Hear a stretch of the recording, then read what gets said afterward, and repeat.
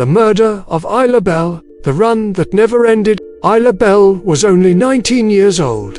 A vibrant young woman, passionate about nature and photography. On the morning of August 12, 2024, she put on her headphones, said goodbye to her parents, and went out for her usual run on the trails of suburban Newcastle, Australia. It was an ordinary day, or at least it seemed to be. 3 hours later, when she didn't return, her father decided to go looking for her. Her cell phone was off. The car was untouched. The police were called that same day, and in the next 48 hours, the case would become the main topic in the country. Witnesses claimed to have seen Isla running alone, until she disappeared around a bend surrounded by eucalyptus trees. When investigators found Isla's smartwatch, something didn't make sense. The data showed that her heart rate spiked at 7:41 a.m. and stopped suddenly at 7:43 a.m. Exactly 2 minutes later, the GPS registered erratic movement, as if the device had been dragged. 2 days later, a sniffer dog located something buried a few meters from the trail. It was Isla's body, carefully covered by leaves and mud. The forensic examination revealed something terrifying. There were no signs of a struggle, no defensive marks. The killer seemed to know exactly what he was doing. What happens when a 19-year-old woman leaves for what seems like an ordinary day and never returns? What happens when weeks pass and families search desperately only to discover the unthinkable? This is the story of Isla Bell, a young woman from Brunswick, Melbourne, whose disappearance in October 2024 led to one of the most disturbing criminal cases Australia has seen. Before we begin, I need to ask you, where are you watching from? What city? What country? Have cases like this impacted your community? Share in the comments, because this story affects all of us. October 7th, 2024 started like any other day in Melbourne. Isla Bell, just 19 years old, made a decision that would change everything. She went to an apartment in St Kilda East, a suburb of Melbourne known for its beaches and cafe culture. The apartment belonged to Marat Ganiev, a man she barely knew. What happened inside that apartment remains partially unknown, but what we do know is absolutely chilling. Isla never came home that night. Her family waited, her friends waited. Days turned into weeks, with no word, no text, no sign of life. Think about that for a moment. Imagine being Isla's mother, Justine Spokes, watching the days pass with no answers.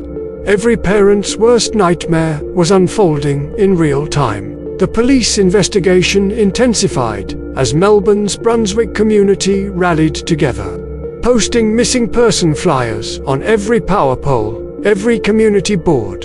Isla's face, with her distinctive red hair and piercings, became haunting, familiar to thousands of Melburnians searching for answers. But nobody could have predicted what investigators would eventually discover. November 2024 brought the devastating truth.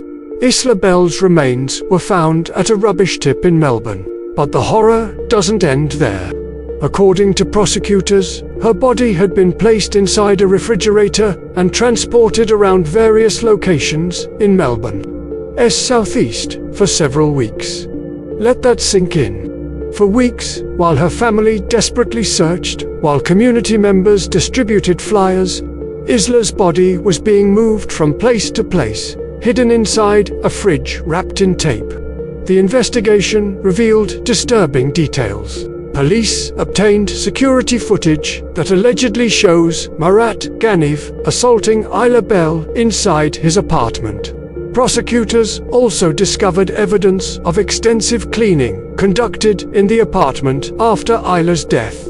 Text messages between Ganiev and another man, Yaf, allegedly coordinated the movement of the refrigerator to different locations across Melbourne. These weren't accidental actions. This was allegedly a calculated effort to conceal what happened to a 19-year-old woman who had her entire life ahead of her. Marat Ganiev was charged with Isla's murder. Il Yaf was charged with assisting an offender and attempting to pervert the course of justice. The allegations suggest Yaf helped move Isla's body without reporting it to authorities, allegedly frustrating the police investigation that could have brought answers to her family sooner. Both men have now been ordered to stand trial after a committal hearing at Melbourne Magistrates Court, and both have pleaded not guilty to all charges. The case presents significant challenges for prosecutors. Forensic experts were unable to determine the exact cause of Isla's death due to the condition of her remains, which had also been damaged by rubbish truck machinery. Magistrate Michelle Mikotovich noted the cause of death remains unascertained. Multiple drugs were detected in Isla's system, including methamphetamine, MDMA, cocaine, cannabis, and methadone. Medical experts acknowledged that a drug overdose could not be excluded as a possibility.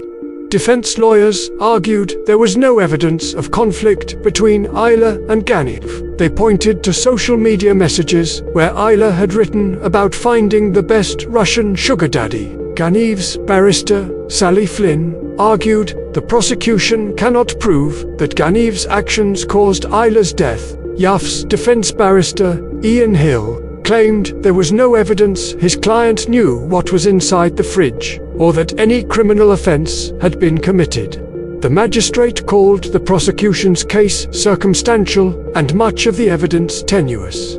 Despite these uncertainties, Magistrate Mikotovich ruled there was enough evidence to send both men to trial. She emphasized it wasn't her role to act as a jury, but to determine if a properly instructed jury could reach a verdict. The decision means a jury will ultimately decide whether Marat Ganiev murdered Isla Bell and whether Al Yaf helped cover up her death.